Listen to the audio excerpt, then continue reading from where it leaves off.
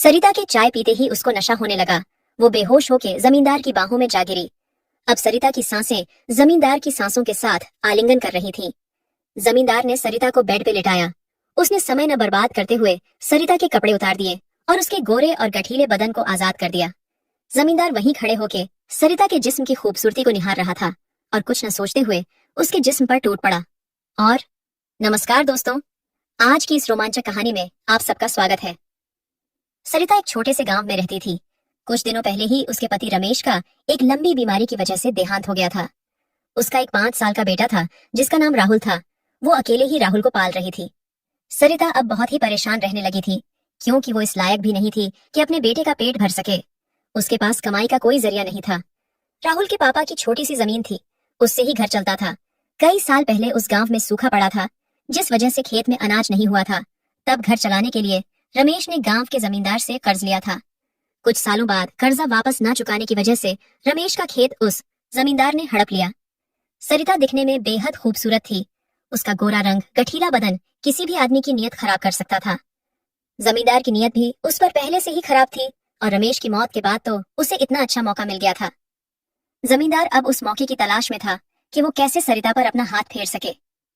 जमींदार ने सोचा, इसको अपने घर में ही काम पर रख लेता हूँ।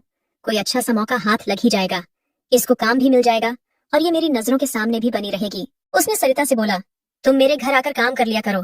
मेरे यहाँ बहुत सी औरतें काम करती हैं, इससे तुम अपना घर और राहुल का ख्याल अच्छे से रख सकती हो। सरिता को जमींदार के गंदे इरादों का पता नहीं था। वो तो सोच रही थी कि कितना भला इंसान है, गरीब लोगों की कितनी चिंता करता है। वो उसके सामने हाथ जोड़कर खड़ी हो गई और बोली, जी शुक्रिया, मैं कल से आपके यहाँ काम करने आ जाऊंगी। सरिता अब बहुत ही खुश थी। उसको लग रहा था कि अब उसकी जिंदगी से सारे काले बादल हट जाएंगे और यही सोचते सोचते वो अपने बच्चे राहुल को खाना खिला के सो गई। नई सुबह हुई सरिता राहुल को नाश्ता खिला के जमींदार के यहाँ काम करने चली गई। जमींदार ने अपनी पत्नी से कहा कि आज से सरिता हमारे यहाँ काम करेगी, तुम इसको समझा दो कि क्या काम करना है। जैसे जैसे वक्त बीतने लगा था, सरिता ने पूरे घर की जिम्मेदारी उठा ली। जमींदार की बीवी सरिता के काम से बहुत खुश थी। उसे कुछ बताने की जरूरत ही नहीं पड़ती थी, वो सब नौकरों से सारा काम करवा लेती थी। जमींदार भी ये सब देखकर काफी खुश था कि सरिता ने तो मेरी बीवी का भी दिल जीत लिया है। जमींदार भी सरिता से अपने छोटे मोटे काम करवा लेता था। जमींदार सोचने लगा था, अब अच्छा मौका है, किसी दिन इस मौके का इस्तेमाल किया जाए। अब तो वो रोज ही सरिता को किसी न किसी बहाने अपने पास बुलाने लगा। उसको बार बार काम के बहाने छूने लगा। कभी उसके कूल्हों को छू लेता था, कभी उसकी कमर पर हाथ लगा देता था। पर सरिता अभी इन सब बातों पर ध्यान नहीं दे रही थी, क्योंकि उसको लगता था कि जमींदार तो अच्छे इंसान हैं, हो सकता है गलती से उनका हाथ लग गया हो। ऐसे करते करते कुछ दिन बीत गए। एक दिन जमींदार को मौका मिल ही गया। उसकी बीवी कुछ दिनों के लिए अपने मायके गई थी। घर के बाकी नौकर भी अपना काम करके जा चुके थे। अब घर में सरिता और जमींदार के अलावा कोई नहीं था। जमींदार ने सरिता को अपने पास बुलाया और वहीं बैठा लिया और पूछने लगा कि राहुल की पढ़ाई कैसे चल रही है। कोई और भी जरूरत हो तो मुझे बता देना, मैं तुम्हारी मदद के लिए हमेशा खड़ा हूँ। और ऐसा कहते कहते उसने सरिता की तरफ एक चाय का कप बढ़ाया। सरिता ने चाय पीने से मना कर दिया तो जमींदार बोला, पी लो, तुम्हारे लिए ही मंगाई है। सरिता के चाय पीते ही उसको नशा होने लगा। वो बेहोश होके जमींदार की बाहों में जा गिरी। अब सरिता की सांसें जमींदार की सांसों के साथ आलिंगन कर रही थीं। जमींदार ने सरिता को बेड पे लिटाया। उसने समय न बर्बाद करते हुए सरिता के कपड़े उतार दिए और उसके गोरे और गठीले बदन को आजाद कर दिया। जमींदार वहीं खड़े होके सरिता के जिस्म की खूबसूरती को निहार रहा था और कुछ न सोचते हुए उसके जिस्म पर टूट पड़ा। जमींदार ने सरिता की कुछ गंदी तस्वीरें भी ले ली थी, जिसका उपयोग वो बाद में करने वाला था। उसने अपना दिल खूब बहलाया, उसके शरीर से खेलता रहा और जब वो थोड़ा थोड़ा होश में आने लगी तो जल्दी से उठा और उसको ऐसे ही छोड़कर बाहर चला गया। जब सरिता को होश आया तो खुद को ऐसी हालत में देखकर रोने लगी और सोचने लगी कि मेरे साथ ऐसा किसने किया। उसे कुछ भी याद नहीं रहा। उसने रोते रोते कपड़े पहने और बाहर चली गई।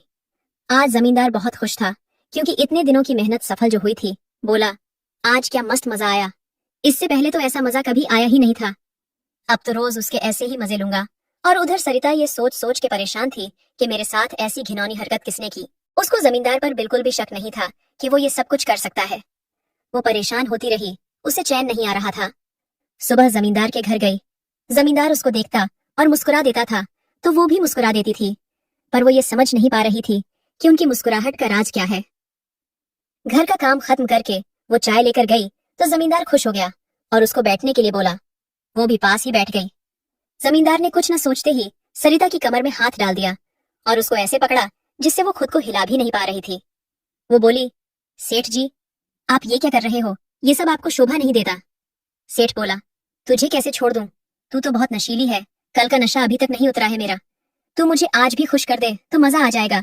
सरिता ये सब सुन के हैरान रह गई। उसको अपने कानों पर भरोसा ही नहीं हो रहा था। वो खुद को छुड़वाने की कोशिश करती रही पर छुड़वा नहीं पाई। सेठ ने उसको बिस्तर पर फेंक दिया। वो मना करती रही, चिल्लाती रही, पर उसकी एक भी ना सुनी। सेठ अपनी मनमानी करता रहा और जब जाने लगा तो उससे बोला कि आज तो कल से भी ज्यादा मजा आया। कल इसी टाइम चुपचाप से आ जाना, नहीं तो अच्छा नहीं होगा। वो बेचारी खुद को कोस रही थी कि हम गरीबों के साथ ही ऐसा जुल्म क्यों होता है। ये अमीर लोग हमें खिलौना क्यों समझते हैं। क्या अब मुझे जिंदगी भर इस आदमी के हाथों तिल तिल मरना पड़ेगा? मैं गरीब किसी से कुछ बोल भी नहीं सकती क्योंकि सेठ बड़ा आदमी है, सब उसी की ही बात मानेंगे। मेरा छोटा सा बच्चा है, उसको लेकर कहाँ जाऊंगी? मुझे तो लोग गांव से ही निकाल देंगे। अब शायद यही मेरी किस्मत है, मुझे ऐसे ही सब बर्दाश्त करना होगा। कई सालों तक ऐसे ही चलता रहा। रोज ही जमींदार उसके बदन को कुत्ते की तरह नोचता रहता। सरिता तिल तिल करके मरती और अपनी किस्मत कोसती। हर बार वो यही सोचती कि क्या कभी ऐसा दिन आएगा जब मुझे इस कुत्ते से आजादी मिलेगी। हम गरीबों की यही कहानी है। मौत से भी बदतर अपनी तो जिंदगानी है। लुटा दी जिसकी खिदमत में अपनी उम्र सारी, उसी ने लूटी इज्जत हमारी है। कमेंट करके जरूर बताइएगा कि आपको ये कहानी कैसी लगी। अगर आपको ये कहानी पसंद आई हो तो इसे लाइक करें और अपने दोस्तों के साथ भी शेयर करें। आगे भी ऐसी रोमांचक कहानियों के लिए हमारे चैनल को सब्सक्राइब